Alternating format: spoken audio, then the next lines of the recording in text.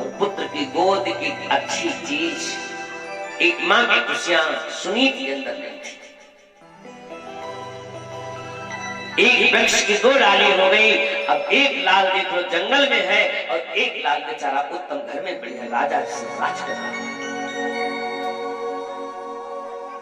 वो गीत सुना होगा कि एक वृक्ष की दो डाली पर किस्मत जुदा जुदा है। एक वृक्ष की दो डाली पर किस्मत जुदा जुदा है। और एक बेटा पले महल में, एक बेटा पले महल में, एक जंगल में पल रहा है।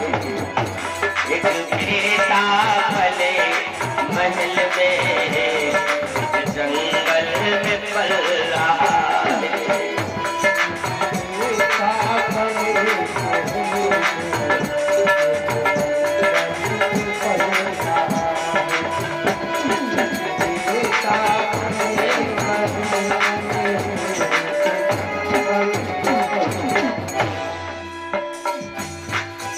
एक वृक्ष की दो डाली, एक वृक्ष की दो डाली, ऊपर किस्मत जुदा जुदा। एक बेटा पले महल में, एक जंगल में पल रहा है। एक बेटा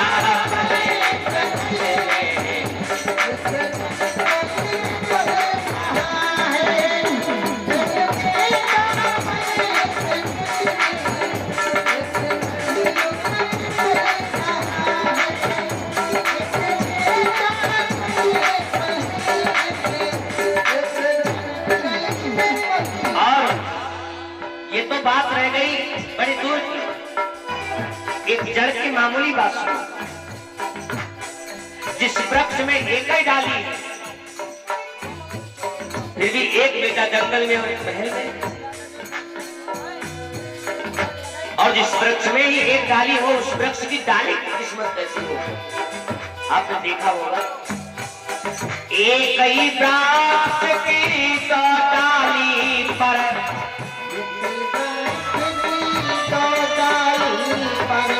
किस्मत जुदा जुदा।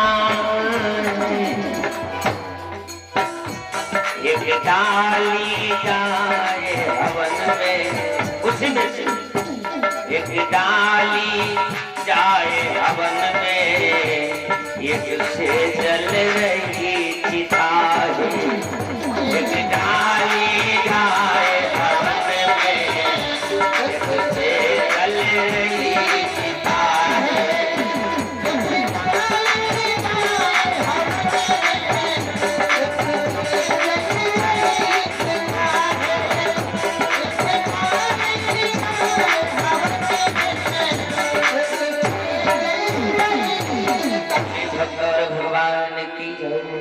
आज किस्मत मेरे भाई श्रवण कुमार की भी बड़ी गंभीरता करे। बेचारे अंधे अंधे माँ बाप की गोदी में बड़े हुए। जिस वक्त श्रवण कुमार 12 वर्ष के हो गए, मेरे भाई 12 बरस श्रवण मम भारी, एक दुख कहती अतिथि महतारी। माँ बाप कहने लगे बेटा आप तो सयाने हो गए हो। एक दिन श्रवण कुमार अपने माँ बाप को लेकर के तीर्थ यात्रा को जा रहा है। इस बात को भैया लोग खूब जानते हैं।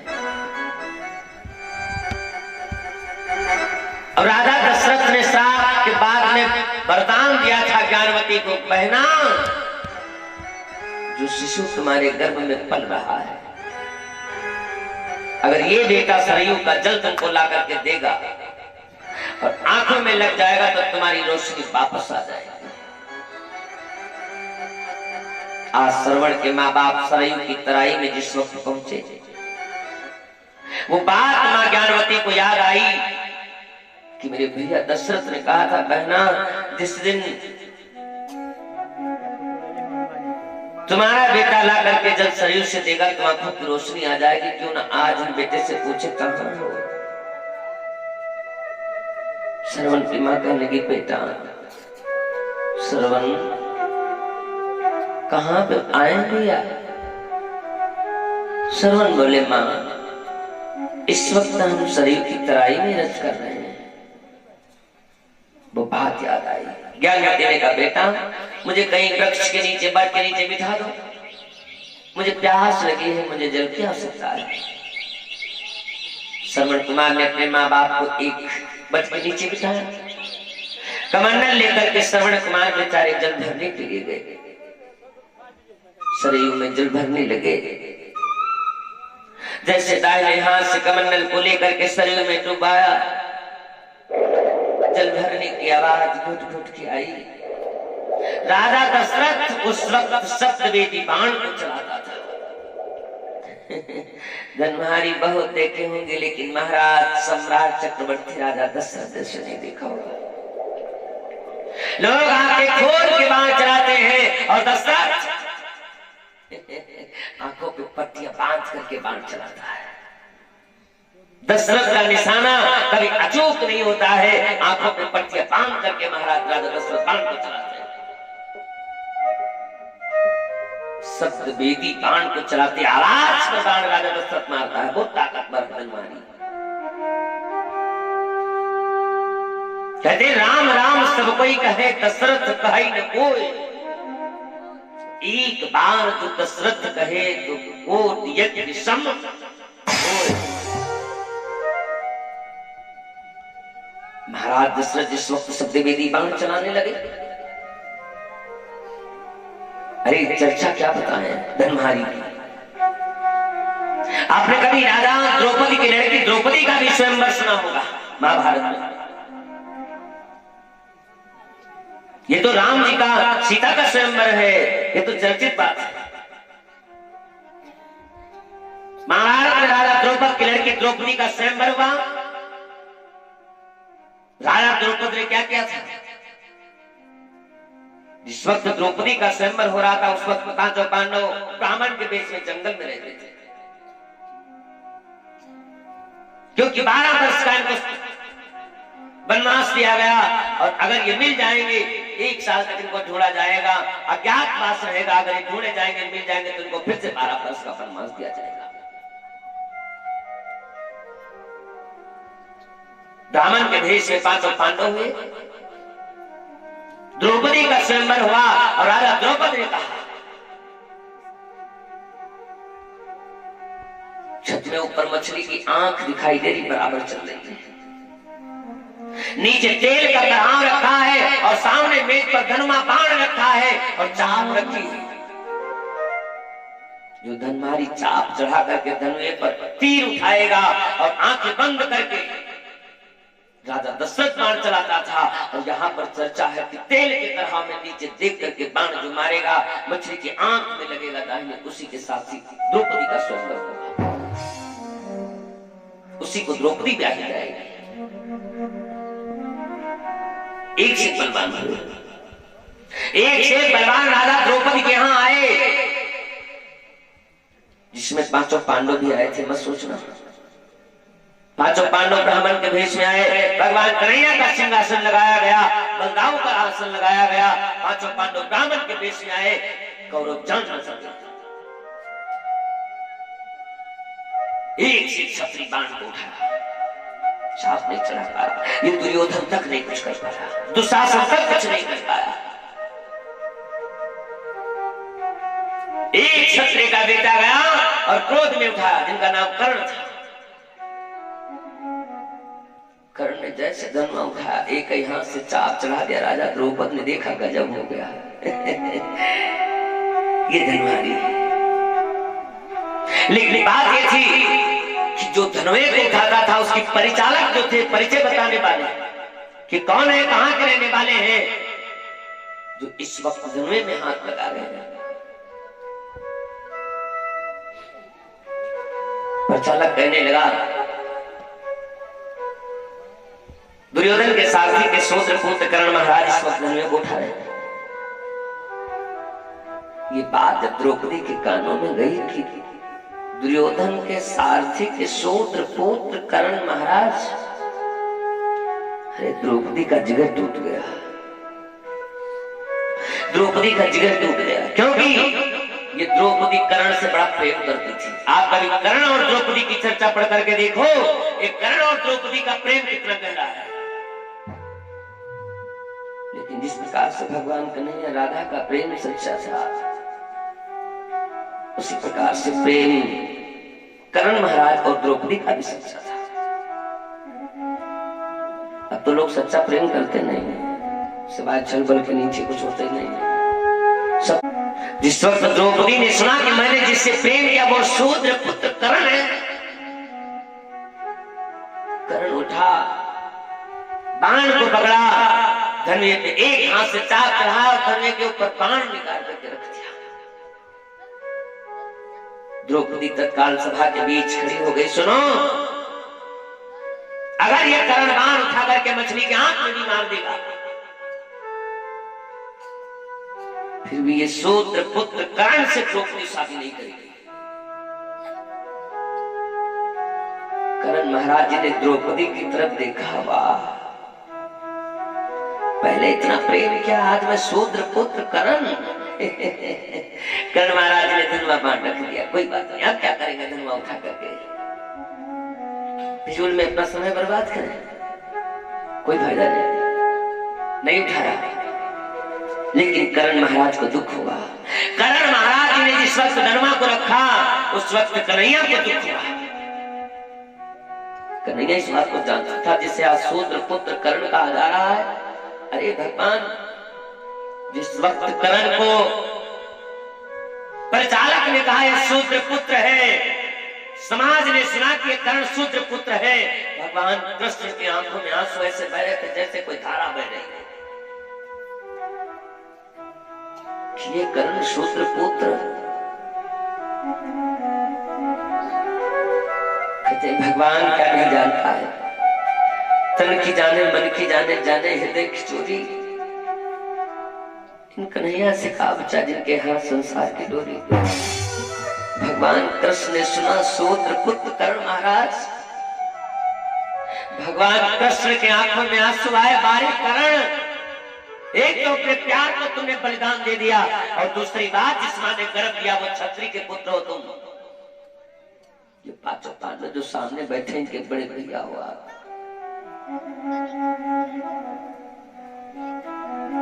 तुम तो कुंती के पुत्र हो। लेकिन भगवान कृष्ण ने विचार किया, अब धनुआ में हाथ कोई नहीं लगाएगा। अगर शूद्र का पुत्र रखा है इस धनुआ को, तो अब छत्री का ही बेटा धनुआ उठाएगा, अब कोई नहीं उठाएगा। भगवान कृष्ण ने चुपके से इशारा दिया कि भीम, धर्मराज, अगर मेरे इशारे को आप समझ रहे हो, अर्जुन महाराज से कहा जाए कि धनुआ को उठाओ।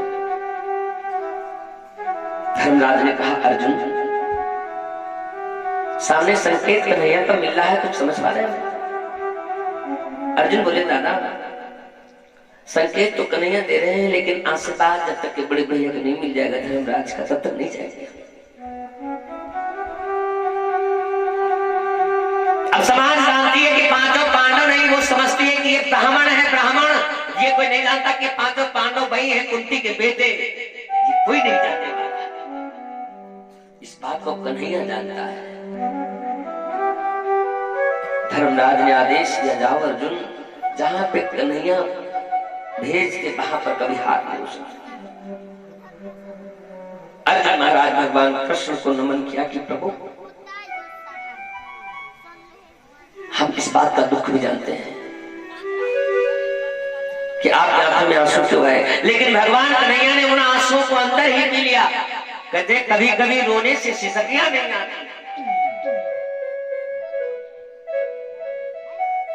एक भाव सुना होगा जिसमें सारे बोलते हैं, कभी बात करते हैं हर रोज, तुमको पता नहीं कि तुमको हिचकियां नहीं। अर्जुन महाराज उठ करके खड़े हुए भगवान कृष्ण का आशीर्वाद लिया और जाकर के उस द्रौपदी के स्वयंवर का भाग लिया। कभी कभी बलवानों की बलवानता की आशीर्वाद और वरदान की भूखी होती है। बलवान है तो क्या हुआ, धन है तो क्या हुआ, दौलत है तो क्या हुआ, परिवार है तो क्या हुआ, जमीन है तो क्या हुआ, भगवान का आशीर्वाद नहीं तो तेरे पास कुछ नहीं। आज राजा दशरथ बाण चला रहा, श्रवण ने कमंडल डुबोया, दशरथ ने देखा घुट घुट की आवाज, इसमें गड़बड़ हो गया। आवाज पर बाण चला रहा हूं, ये आवाज जीव चराचर अति समभावा। हमें तो लगता है कोई जीव नहीं है, क्योंकि ऐसी आवाज तो मैंने कभी नहीं सुना। जैसे कोई वस्तु में जल भरा जा रहा हो, ये आवाज वैसी लग रही है। राजा दशरथ ने आंखों की पट्टियां खोल दिया, आंखों की पट्टियां खोल करके देखा तो दशरथ ने देखा मेरा सगा भांजा श्रवण जल भर रहा है। दशरथ ने देखा इस बात को, मन में सोच है, मन में सोच कीन न बजाई,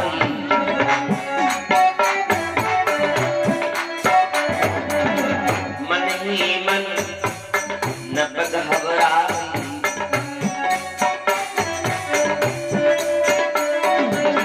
बाह बरदान याद तब कीना, बाह बरदान याद तब कीना। बहन को दिया था,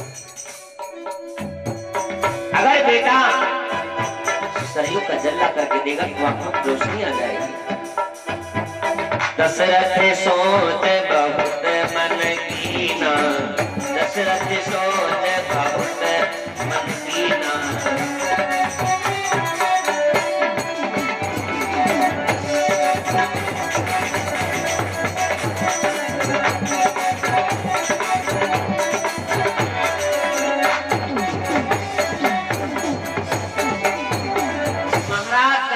सोच के इस बात का कि अब तो बाबा राजा रघु की शांति चली जाएगी, क्योंकि आज अगर जल मेरे बहन की आंखों में लग जाएगा तो मेरे बहन की आंखों की रोशनी वापस आ जाएगी। लोग चर्चित कर देंगे इस बात को कि मेरी कलंक काटे का फिर से लग जाएगा, मैं बर्बाद हो जाऊंगा, मैं मर जाऊंगा, रघुवंशी मर जाएंगे, लेकिन कहीं भी चरित्र में दाग नहीं लगने देंगे। अगर जोनर कोरी है तो कोरी रहेगी, दाग नहीं लगेगा इसमें। और दाग लग जाएगा तो कोई छुड़ाने वाला नहीं होगा। कल शायद परसों गीत बोला था, और दूसरी बार गाने के लिए भैया जी ने 50 मुद्राएं भी रात को दिया था।